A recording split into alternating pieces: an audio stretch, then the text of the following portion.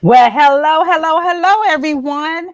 Hello, everyone. Thank you so much for joining yet another episode of Nicolette's Barrett here with iRock.tv.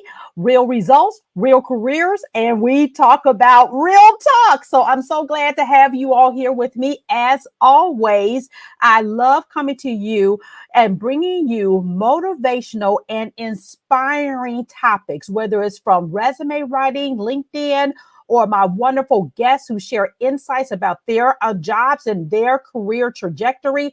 I am always excited to be here with you to bring you this information. If you all don't know me, this is Nicolette Barrett. I am known as the Get Hired Strategist. And you know what? I think last week I got a new name. And I don't know if you all saw me on Mark Dyson's show last week, but it appeared that the name came out Career Evangelist. And I sort of like that. So many of you all know that I am a senior pastor's wife as well. Been in the church for years, serving. So I do kind of like the Get Hired Strategist and now the career evangelist, because I love everything about career development, career management, and career advancement. And I want to help you. So if you are in need of help for any of your career branding and marketing and branding needs, please make sure you head over to irockresumes.com, sign up, read all about what we have going on.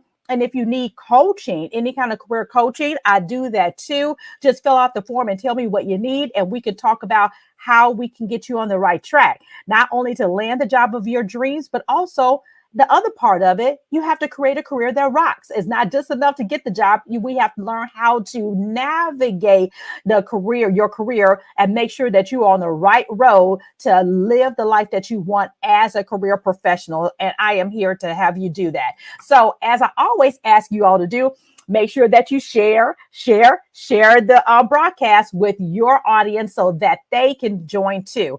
And if you are watching on LinkedIn, make sure you hit the subscribe button and also hit the bell so when you are notified, so you can get notifications when I go live. And also peruse all of the videos there. There are over 100 videos to help you with your career, and they're all free. They're available there to you. And if you want any additional help, again, like I said, go to irockresumes.com. Sign up and let's chat about your needs so we can get you on the right track. I am so excited to have my guest. If you saw the intro, Alli is going to come on here and talk about organizational change. I'm really excited to have her on. But as I always like to do, while you all are sharing the broadcast with your audience, I'm going to go ahead and do a quick intro, and then I will bring back my special guest.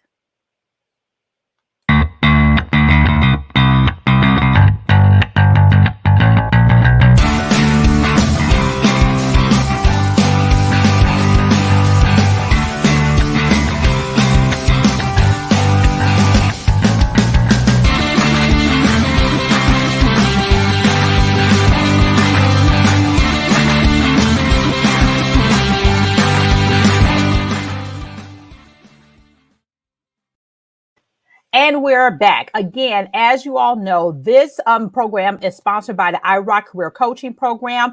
I offer not only one sessions, but also a package of sessions to help you advance your career, manage your career, and develop your career into what you want it to be. And like I said, I love coming to you every week as often as I can to bring you motivational, inspirational topics. And I will love your support. So head on over to, as you see it scrolling at the bottom of your screen, buymeacoffee.com/iRockTV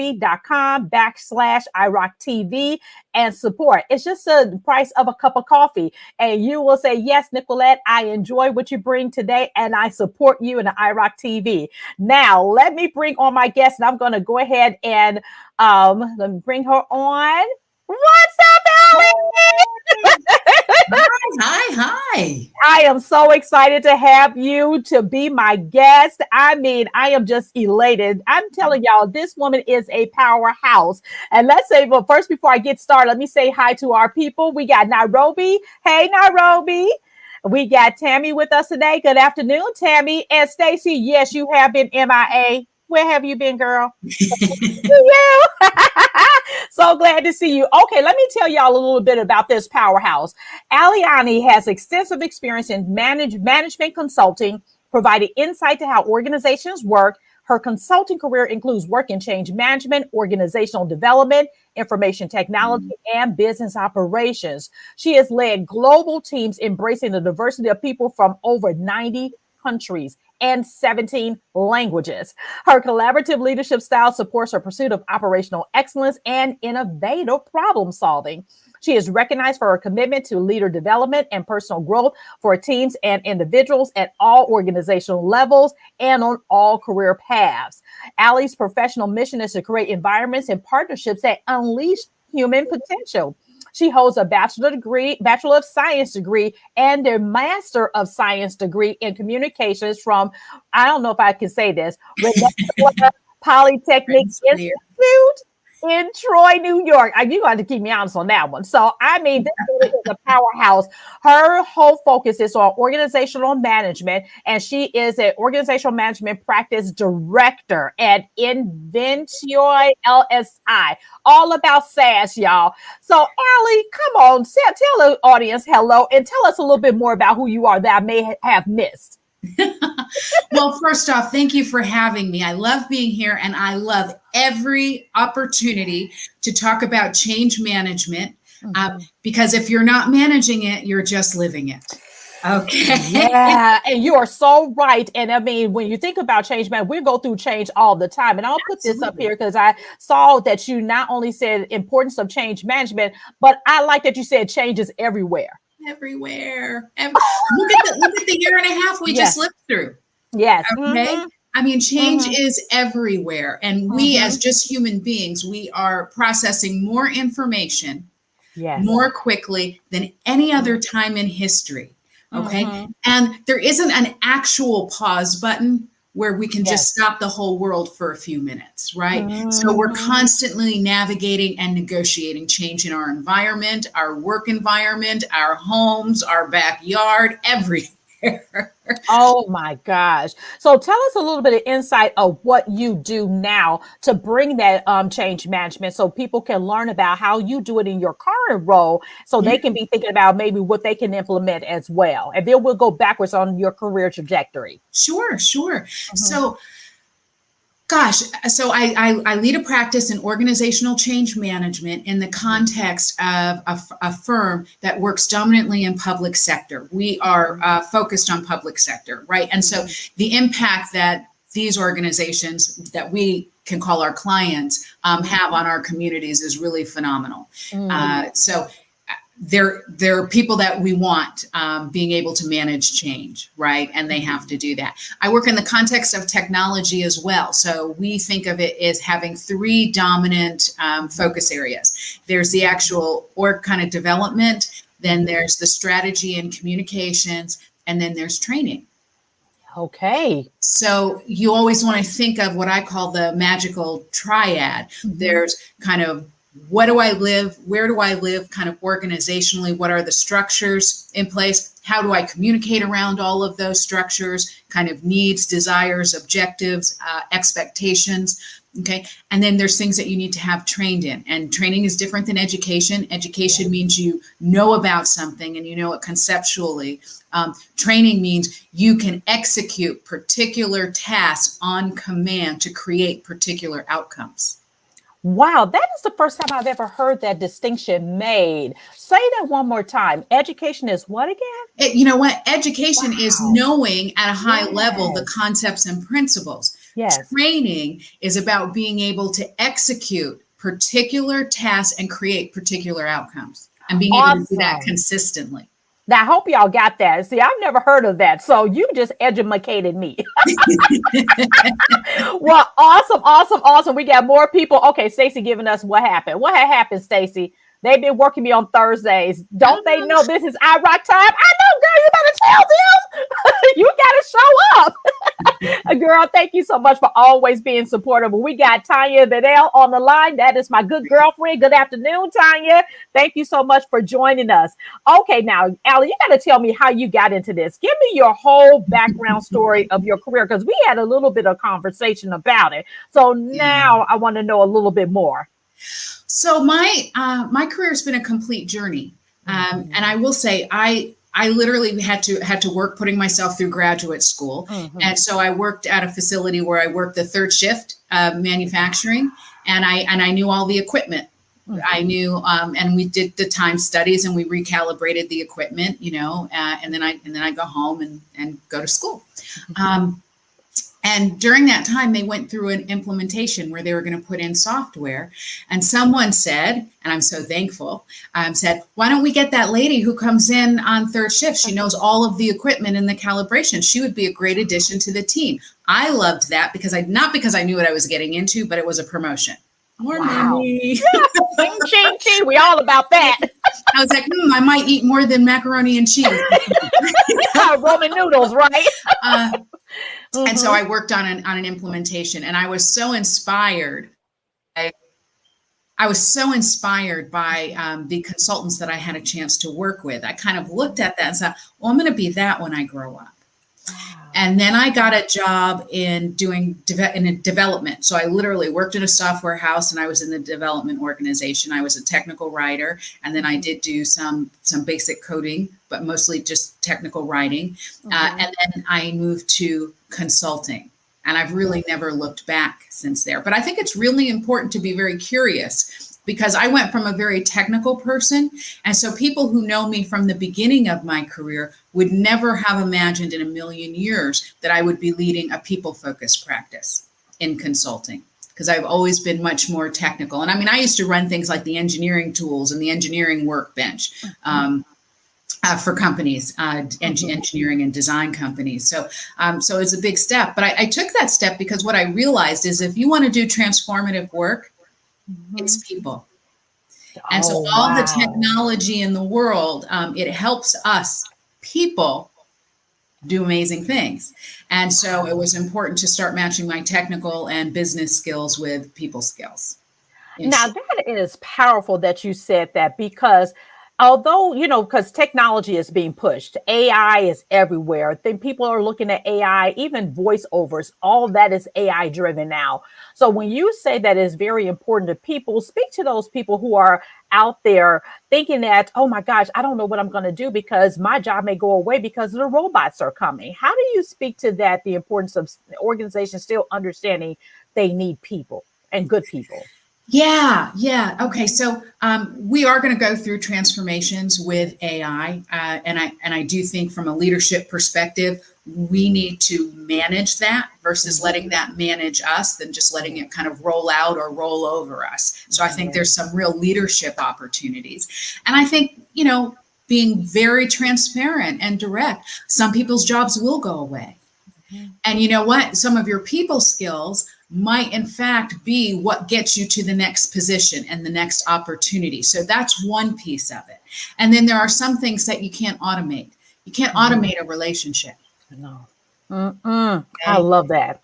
So again, having good people skills is actually very important. I had a conversation with one of our leaders, and we were talking about a particular resource who's unbelievably technically talented. And I kept saying, yeah, we're going to get some people training for him. Yes. Because it's that. Yes.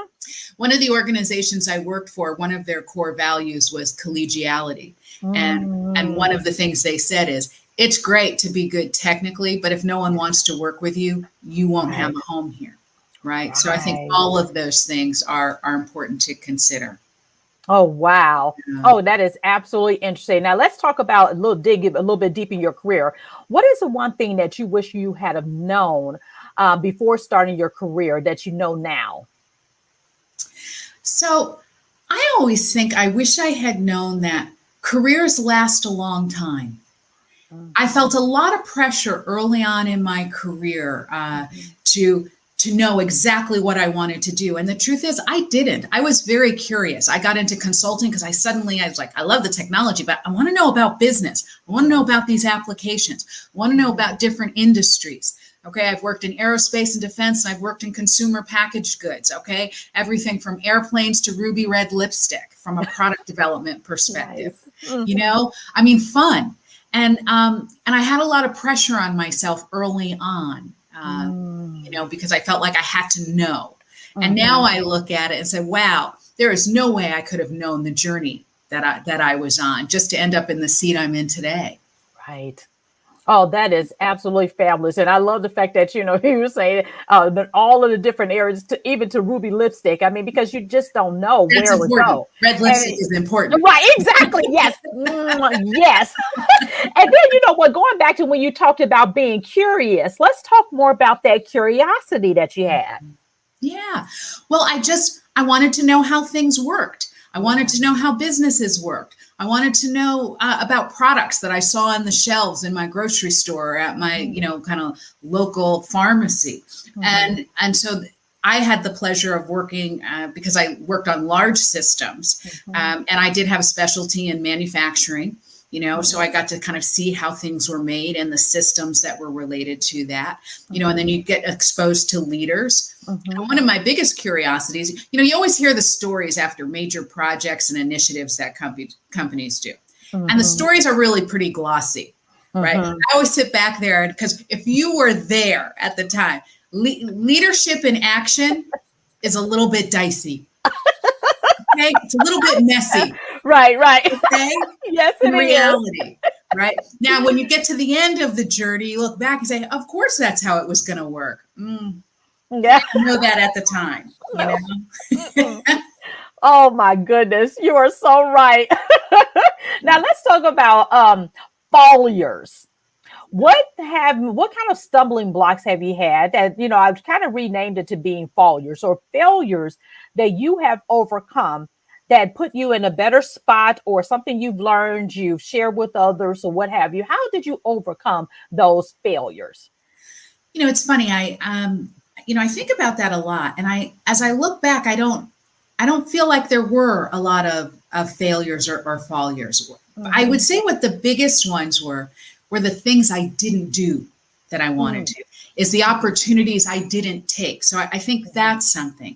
And then realize that careers have natural flows to them, right? So you have times when you're in a little bit of a holding pattern, right? Because the next right thing hasn't unfolded or isn't ready for you yet.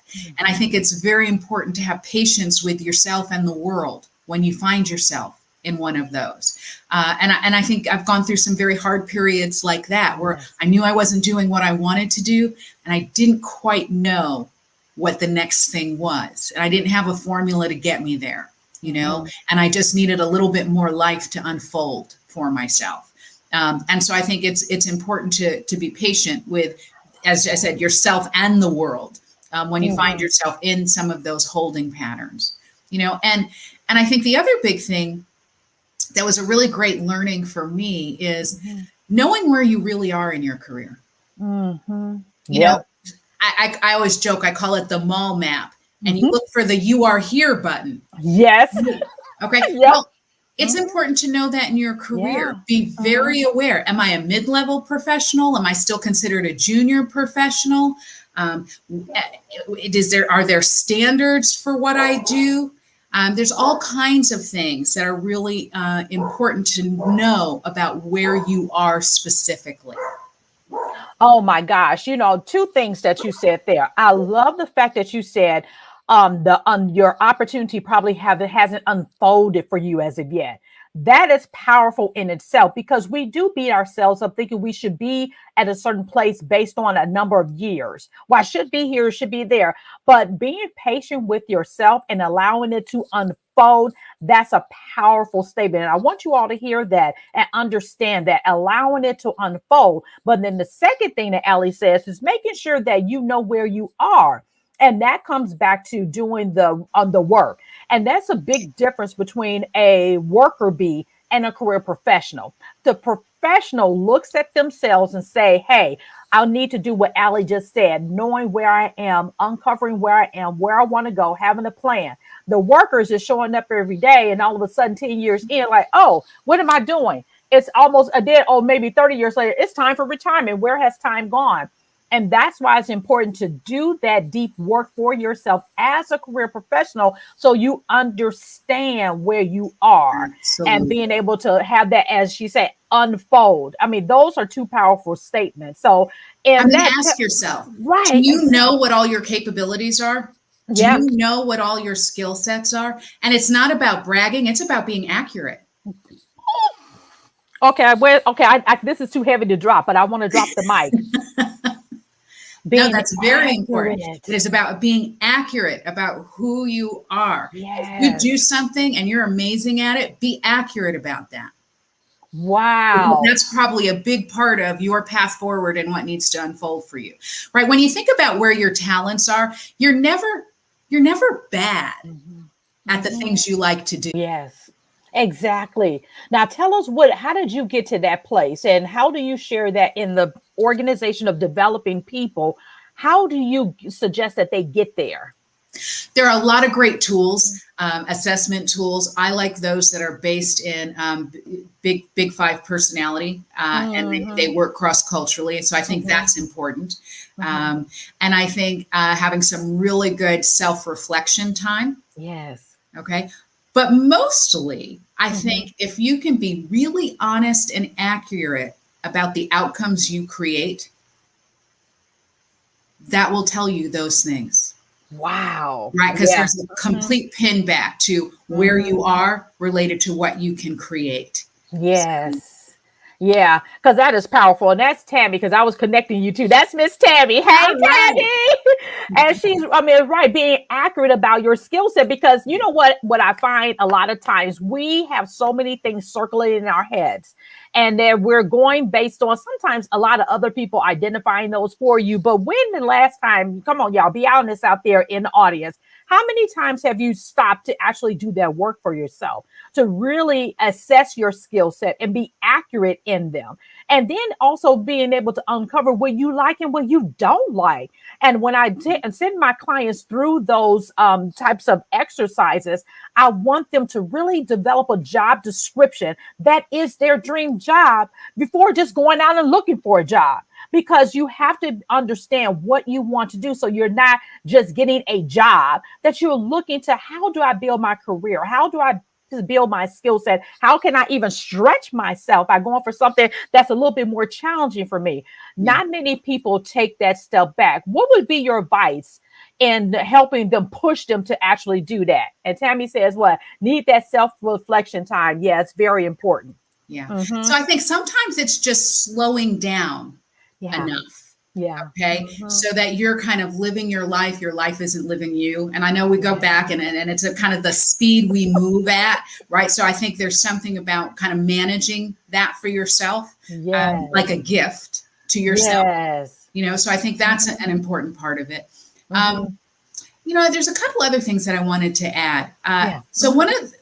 one of the best pieces of advice I got, and it was from this great partner that I got the chance to work with Mm-hmm. when I was working out of the Chicago office area. Mm-hmm.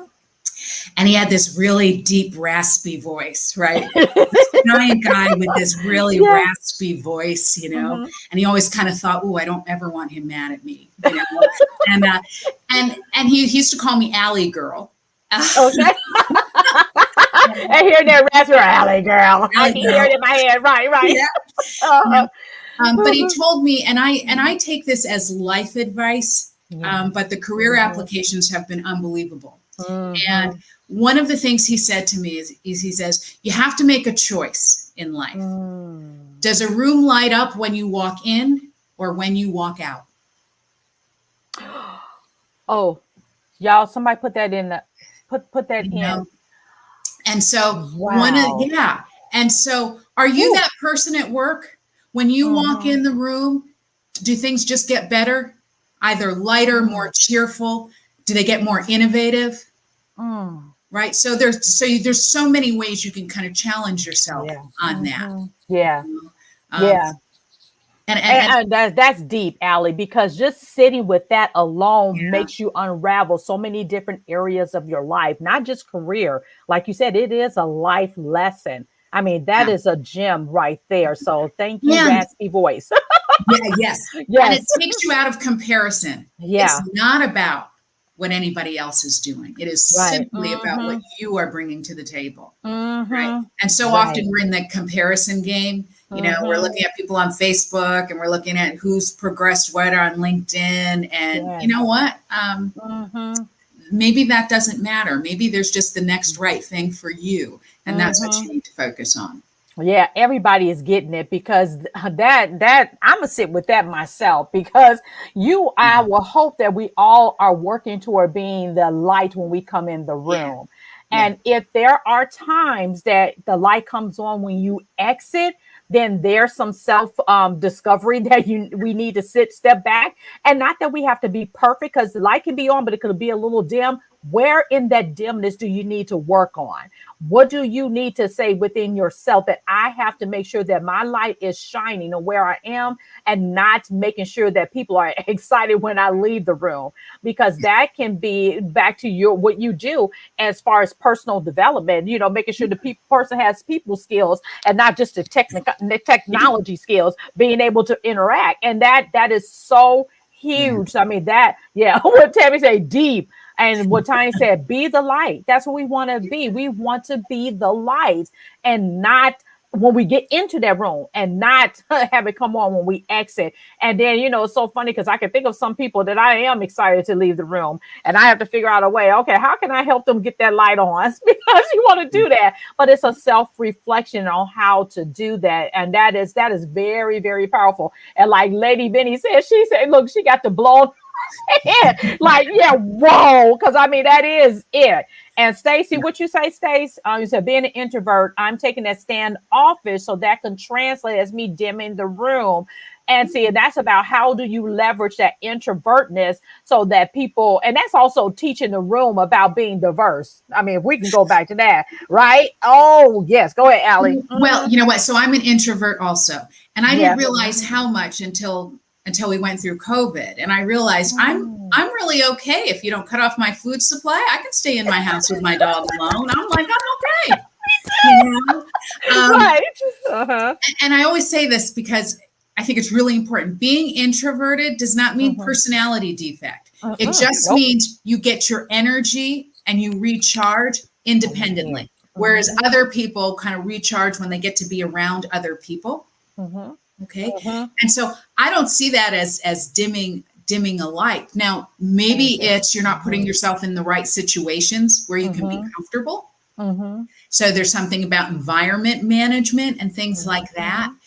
and energy management. So sometimes we Mhm. know we've got to be out. So I didn't realize I was an introvert for the longest time, Mhm. and then, I go and I do training and I could, do presentations and I loved doing that, but it took a lot of Mhm. energy.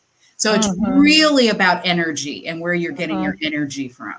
Yeah, and that is powerful because one of the things I learned recently from assessment that I'm taking as I'm pursuing this executive coaching certification through the ICF, the University of Texas here in Dallas, is that I am what they call the ambivert because I am by nature an extrovert. People will see me, but I really love my alone time because I'm like you. I'm my best company. I don't mind being by myself.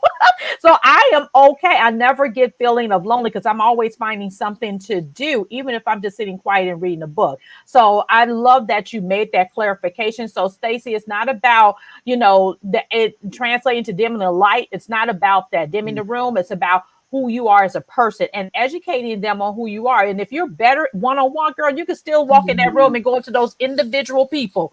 And then when you leave, the room will be as you left it, light on.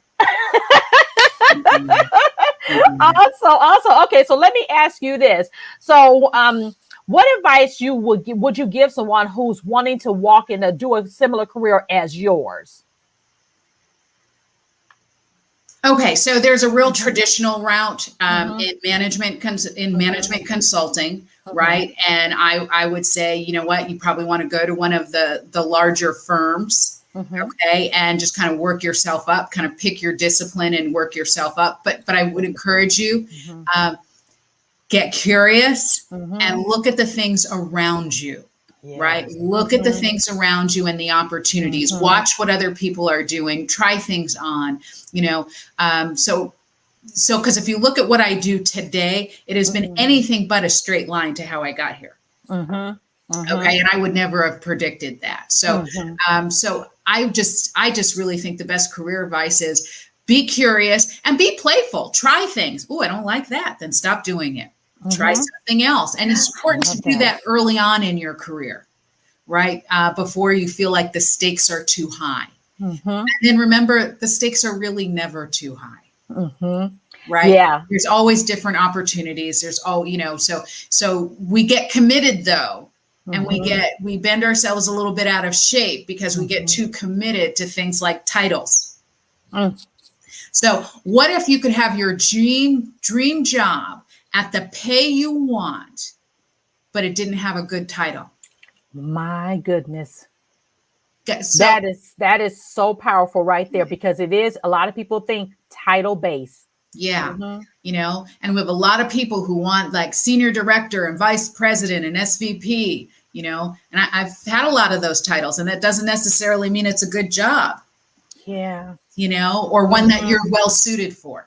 Right. Okay? So I think it's really important to stay connected, and it's a heart connection, right? I mean, we are human beings. Let's not forget that, and having that heart connection to what it is that you do. And I know that sounds really kind of fluffy and soft and all of those things, but let's remember the design of a human being, which is different than the design of a computer system. Oh, wow. I love that. To experience our worlds differently. Exactly. And it's so powerful that you said that, because I consulted with a VP on yesterday, and happy about the title and everything, but just did not like the job. So you know what? She said she watched one of my videos and found me on LinkedIn. And she said, I talked about actually developing your job description for your dream job. And she just realized, regardless of the title, I hate my job. And and it's not about titles, but people without titles think it's about the titles. And then the people who have had or are in the titles, it's like, it's not all about that. And I also that's interesting. Yeah. And it's right. Go ahead. I was going to say, so I always laugh because people say, oh, titles don't matter around here. We're not going to put them on our business card and everything. And it's usually like the CEO who says that. Right. Because he wants to be she wants to be seen as a regular person. Whereas everyone else says, no, that's my map to understand where I am in the organization and what's left to do. But what I'm saying is, when you think about what it is you enjoy doing, some people want a title just for the sake of the title. Yeah. What does it mean to be a VP? Well, it depends on the organization you work at. Right. So it's really important, as you said, you make that list of, this is what my ideal job looks like. What are the qualities? And it's important to include, what is the work environment? Like, what are the values of the people I work with? When I took this job with the company I'm with now, I was at an interesting point in my career, and I was in one of those holding patterns. I was very annoyed with being in one of those holding patterns. And I finally just got really honest with myself, and I said, what is it I want? What do I really want? And I said, I want three things. I want interesting clients. I want the opportunity to do excellent work. And I want to work with smart and thoughtful people. That's what I want. Wow. Now that's powerful. And when I figured out how to ask for that, I got that. That's it. You were clear, you were specific, and you sought it out. That is career management, you all. That is career development. That is career mapping for yourself. That's the work that it will take for you to get where you want to go. And not just doing it by what? Happerstance? No, really thinking about that and allowing it to, as you said earlier, unfold itself so you can get there. I mean, you have to do that work. I absolutely love that. Now, tell us about some of the resources that have helped you to get to where you are now. Okay, so this is going to be a big shocker. People. I love it, Alli. No. Yeah, because when we connected the first time when you got me to do your LinkedIn, we connected quickly. I think we act like we knew each other just on the first console call. So that is an understatement. You are all that and some. So talk about that. How to leverage people, network, and all that kind of stuff. Yeah. Yeah. I mean, so, you know what they say, everyone knows 1,000 people, right? So part of it is putting what you want out there, connecting with people, learning from people, letting people help you. So often we're great and pride ourselves in how we can serve others, but we don't actually let people serve or contribute to us. And so that's an important lesson for a lot of people to learn, is how to let people contribute to you. You know, and be a listener. I mean, we live in a world right now where everyone seems to have a lot to say and they want to say it at really high volume, kind of directed kind of right at you. See, even my introverted qualities are coming out now. Really high volumes all over you. Love it. You know? But it's important to balance that with being a listener and being an observer. What's really happening in my environment? What's really happening in my world? How are people really interacting? How am I really interacting? And it all circles back again to being accurate about the outcomes you're generating. You know, so I think people are a great resource. Education obviously is too, but I don't mean formal education. And then going back again to another theme. So I'm very circular. Curiosity. Keep learning and keep being curious. Maybe that's a business book. Maybe that's a particular business book or a particular set of videos or a particular class, you know, or a coffee date once a month with a professor who's doing something interesting or research in an area you want, right? So I think one of the biggest resources is those unique things that keep you connected to wanting to learn and explore. We all have kind of those things. It's a different formula for all of us. You know, me, I like my books. I don't like electronic books. I like the books I can touch, where I can, you know, dog ear the pages and feel it in my hands, you know.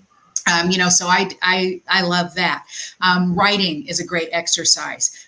Just kind of connecting all the neural pathways and giving me some quiet time, because I can't have a lot of cluttered thoughts when I'm trying to write, you know. So there's ways that we all have to kind of stay connected to that part of that mind, our mind, that just allows us to desire learning and to keep exploring. And I think it's important to know what that toolkit is for yourself.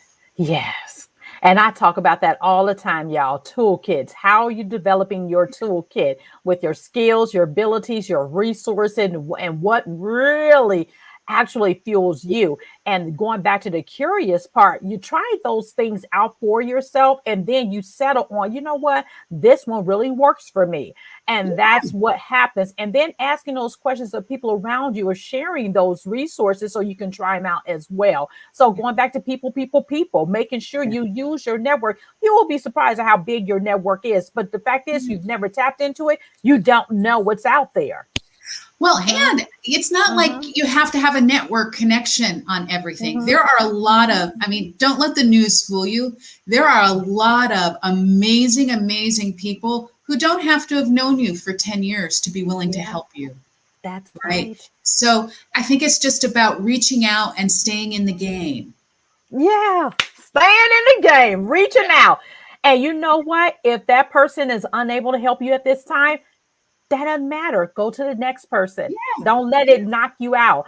Always have a plan A, B, and C. Just find someone else, and that's okay. It's not that that person's a bad person. It's just that they're not the right one for you at that moment. Yeah. You know, and it's staying patient, right? Just, you know, stay in the game. And I always like to think of it this way. Your commitment has to be to forward motion. Okay. And you control the things that you can. And you ask for what you want, and you have to make what you get work. Girl, you're dropping so many tips. You're gonna need to write a little motivational book, because these are just too good. Oh my gosh, y'all.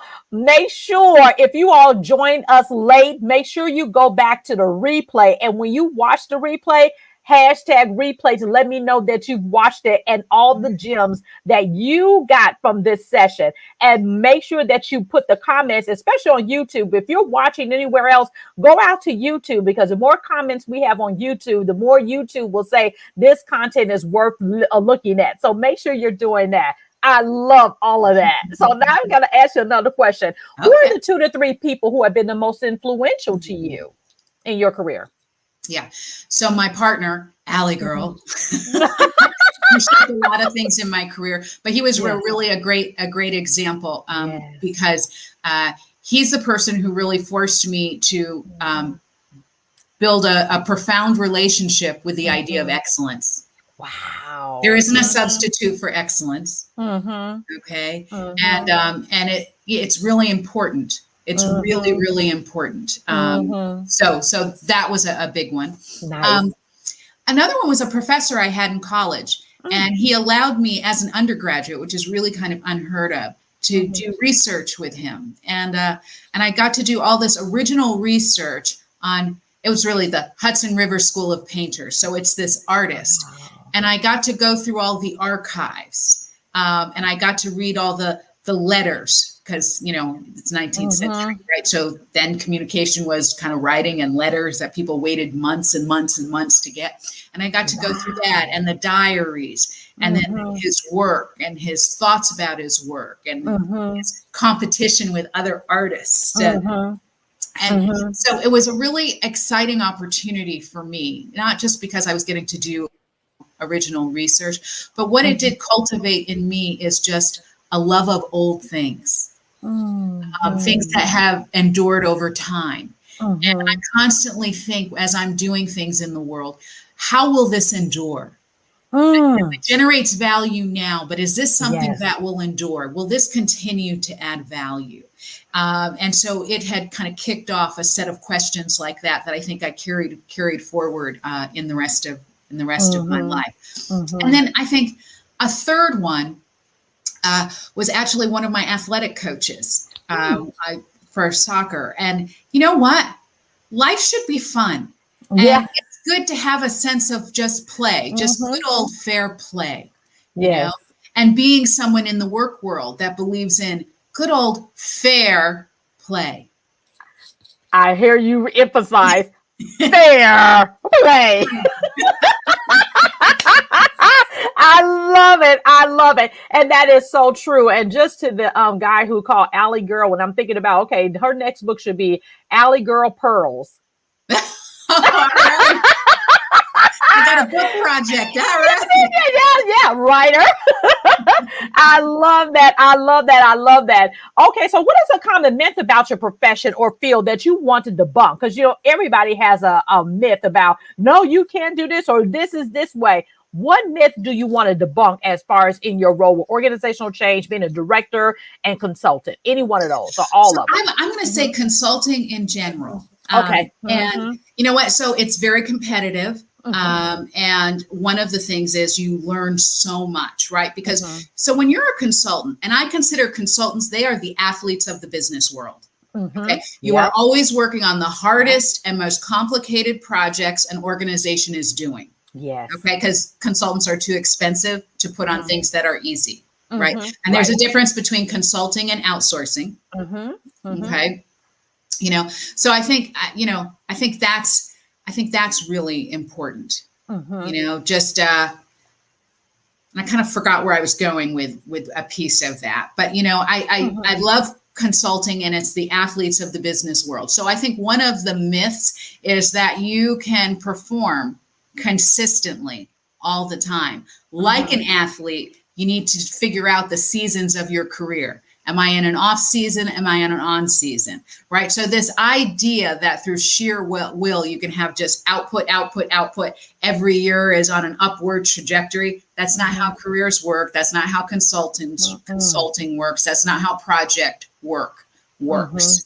Okay. Right. So I think that was, I think that's one of kind of the biggest things where people come in and I'm putting in the time, I'm putting in the work. Yeah. There's still going to be ups and downs. Right. Exactly. There's going to be some holding patterns. And maybe there are some times when you should pull back and be a little more reflective to say what is next. And then as you go through your career, you know, you really have those athletic years where in the beginning, it's all about building capabilities. So it's about what you can do and output.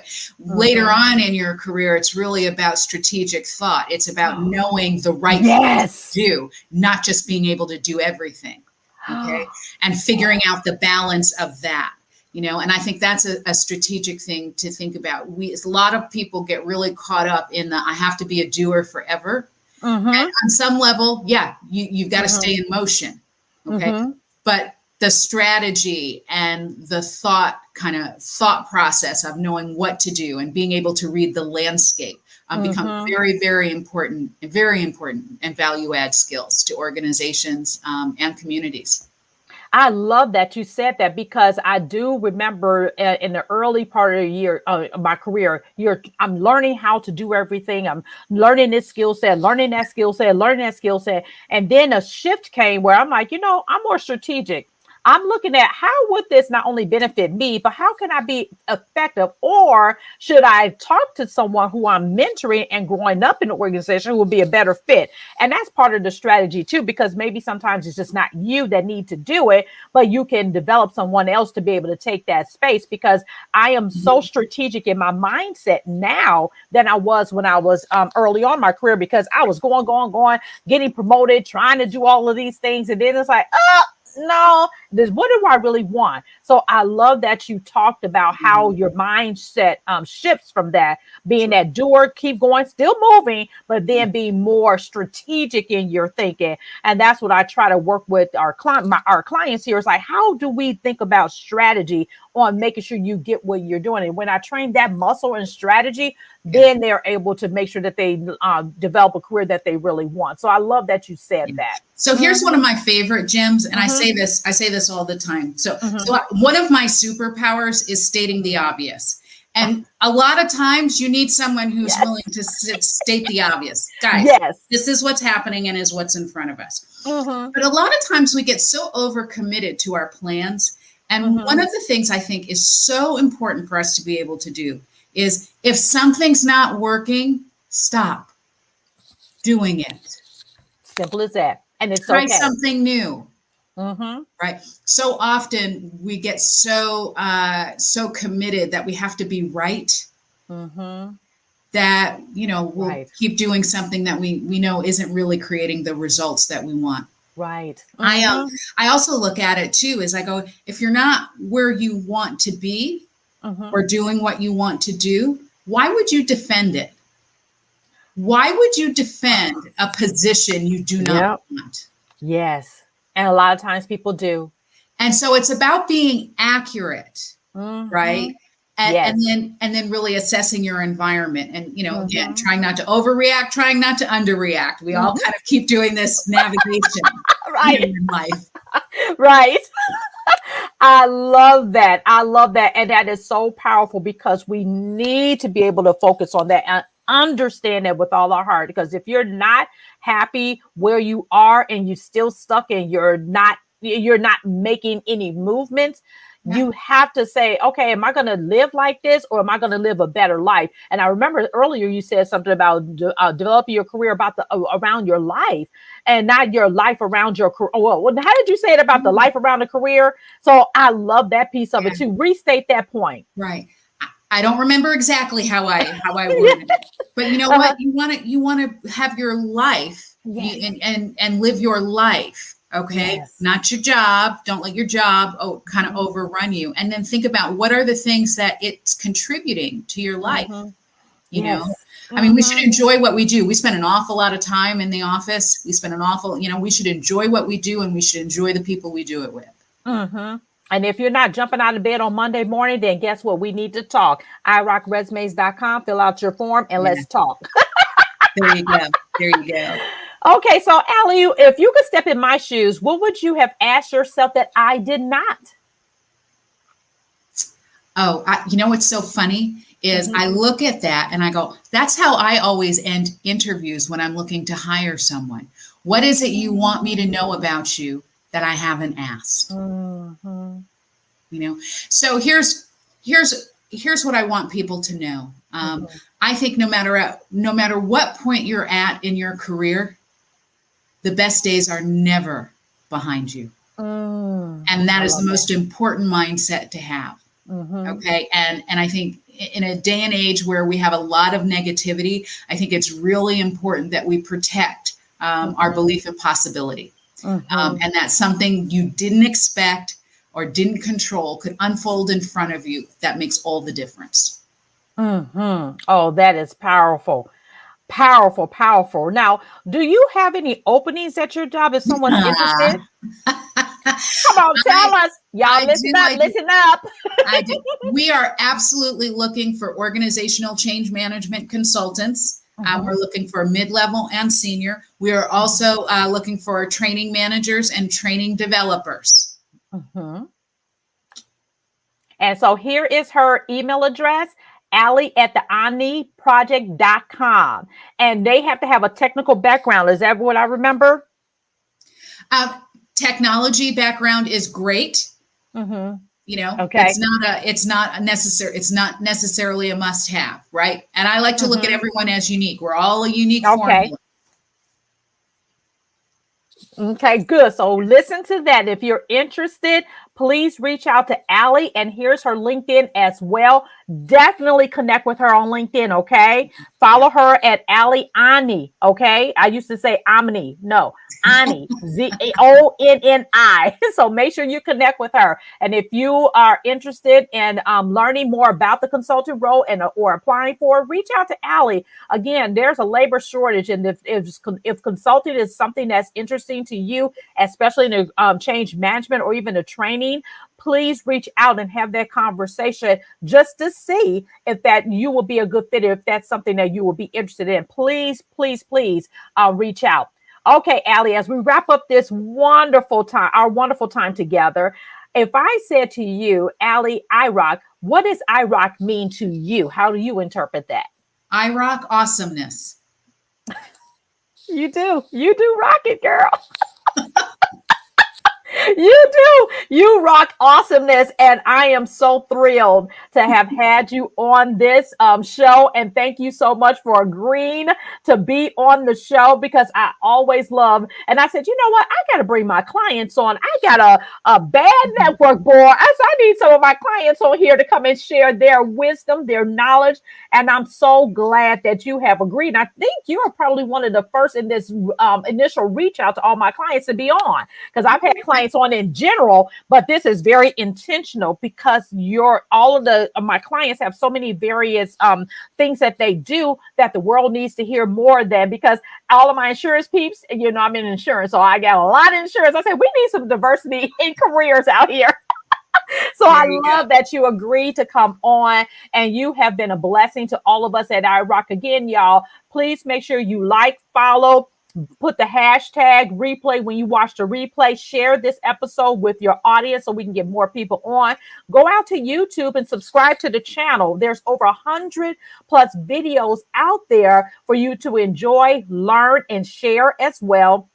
And also subscribe. We have close to 300 subscribers at this time, so the more the merrier. And to support this show, go out to buymeacoffee.com/IROCTV and make a donation. It's just as simple as a cup of coffee. That's all you have to do. And it keeps us on the air and pay for all of this StreamYard and all this kind of stuff going. So I agree. I'm so happy for all the support that you all have done for me. Again, our topic today was about the importance of change management in the organization, because change is everywhere. It's just not only about your job. Change is even in your home, everywhere, with your family, wherever it is. Like you said, it's everywhere. Okay, Alli, any closing words that you would like to have before we wrap up?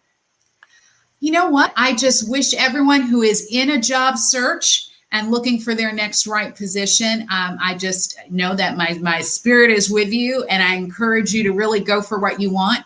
And again, be accurate about what your skills are. So often we're afraid to say we're really great at certain things. Right. Or even bad at certain things, and we need to stop doing them. Then we stop doing them. Well, thank you, Alli. It has been a pleasure for having you on the show. Stand by, and I'm going to do my outro. Again, I am Nicolette Barrett, the Get Hired Strategist, signing off for this week, and I will see you guys on next week. Again, like, subscribe on the YouTube channel, comment, and share with your audience. Again, if the more comments we have on YouTube, the more YouTube will say, yes, this is a channel that's worthy of looking at. And I appreciate all your comments on all of the other social media channels. You can find me at Nicolette Barrett on LinkedIn and all the other social media at IROC Resumes, because I truly do rock the resumes. Okay. And I enjoy what I do. Thank you, Alli. Let's hold on, and we're going to get out of here.